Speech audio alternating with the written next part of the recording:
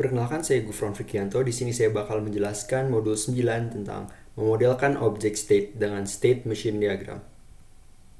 Tujuan: setelah menyelesaikan modul ini, kamu dapat memodelkan state object, menjelaskan elemen esensial dari UML state machine diagram. Proses map.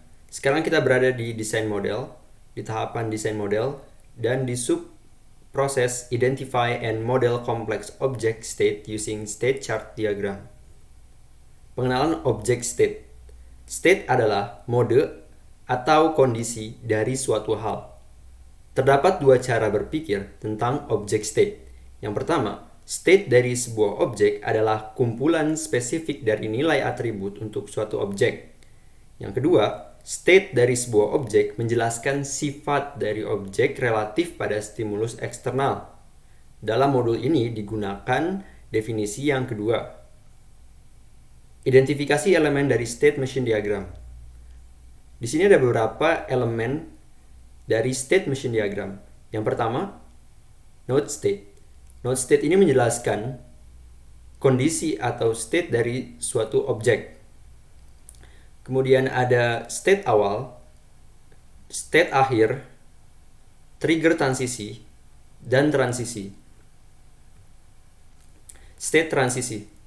State transisi merepresentasikan perubahan state saat runtime. Contohnya, ada trigger event, guard condition, dan action. Struktur internal dari state nodes. Suatu state nodes bisa memiliki internal state di dalamnya. Yang pertama, ada entry event, menspesifikan tindakan yang dilakukan ketika memasuki state. Yang kedua, ada exit event, menspesifikasikan tindakan ketika exit dari state. Yang ketiga, do event, menspesifikan tindakan yang sedang berjalan. Terakhir, kamu dapat menentukan event spesifik dengan tindakan yang berhubungan. Contohnya di sini adalah state mendinginkan. Itu ada entry dan exit. Yaitu entry event yaitu menyalakan AC dan exit event mematikan AC. Berikut adalah contoh lengkap state machine diagram. Membuat state machine diagram untuk objek yang kompleks.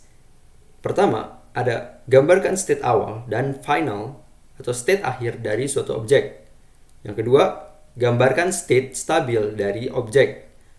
Yang ketiga, spesifikan urutan parsial atau partial ordering dari state stabil ke lifetime objek. Yang keempat, spesifikan event yang memicu transisi antara state objek.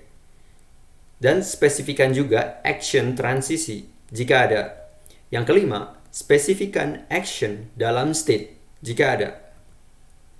Step 1. Mulai dengan state awal dan state akhir. Di sini state awal digambarkan dengan lingkaran yang berterisi penuh. Sedangkan state akhir digambarkan dengan lingkaran dengan border di luarnya. Step 2. Menentukan objek state yang stabil. Di sini ada 3 kondisi state stabil, yaitu adalah mendinginkan, diam, dan memanaskan. Step 3, spesifikan partial ordering dari state.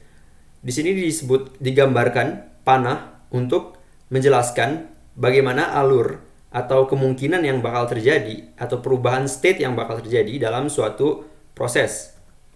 Step 4, transisi. Spesifikan transition event dan action. Di sini dituliskan penjelasan tentang state transisi yang sudah dibuat. Contohnya, ketika temperatur lebih dari batas atas dan AC diinstal, maka kipas akan dinyalakan.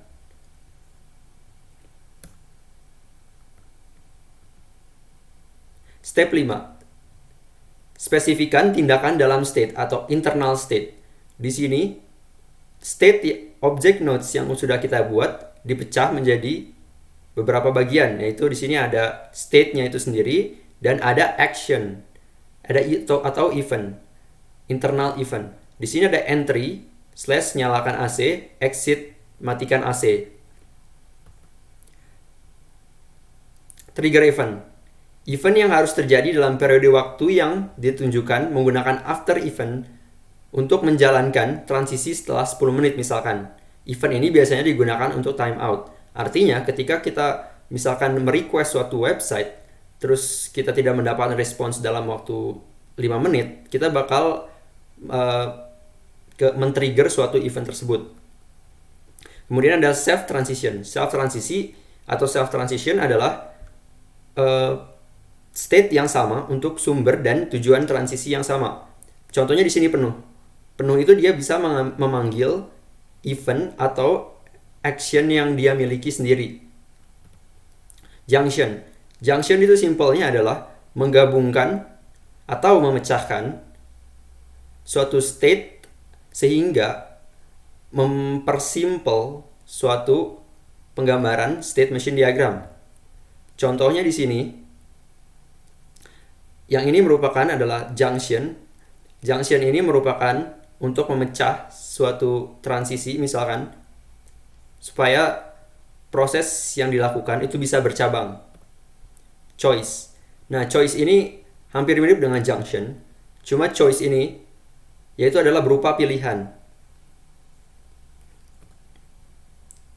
Jadi kalau junction itu harus dilakukan keduanya, kalau choice itu harus dipilih salah satu, sehingga ada kondisi di salah satu set transisinya.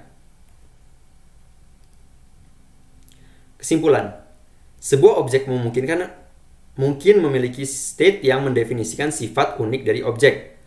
Yang kedua, state machine diagram menyediakan mekanisme untuk memodelkan state dan transition dari objek. Sekian, terima kasih dari saya. Wassalamualaikum warahmatullahi wabarakatuh.